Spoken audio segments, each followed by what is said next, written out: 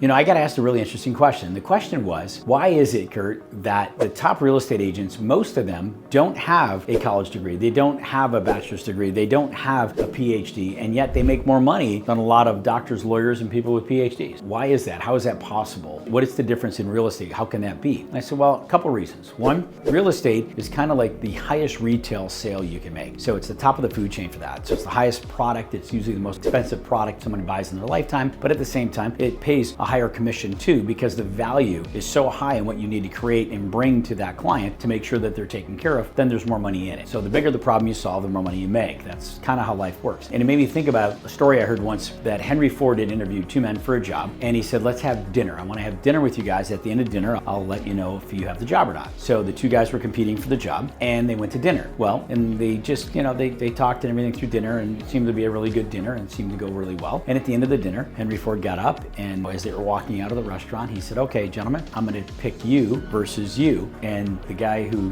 lost said, how is that possible? He doesn't even have a college degree. I've got a bachelor's and I've got additional accreditations. I've got more background, and I've been in engineering for years, and so on and so on. And he said, well, there's really two reasons I made the decision. He said, can you please tell me those? And he said, sure. He said, the first reason was when the food came, and they had ordered steaks, when the food came, he cut a piece of the steak, tried it, and then added some salt to it. And you took the salt and pepper shakers and added salt, pepper, and salt and pepper onto the steak and added some seasoning to it before you'd even tried it. I like people who try something to see where they're at and then make adjustments to it. I don't like somebody who already has a preconceived notion of what something is and then just treats it in a certain way. So that told me a lot about the two of you. The second thing was when everybody was coming to the table, the wait staff, the service was coming, he thanked everybody, he said please, he said thank you. He was extremely respectful and treated the people serving us as if they were sitting at the table with us. You only treated me that way. You didn't treat any of them, they were invisible to you. So I looked at that and said, okay, he is a leader who could lead people in my organization, where you're never going to be a leader. You may be a very good employee, but you'd never be a very good leader. And I'm looking for leaders.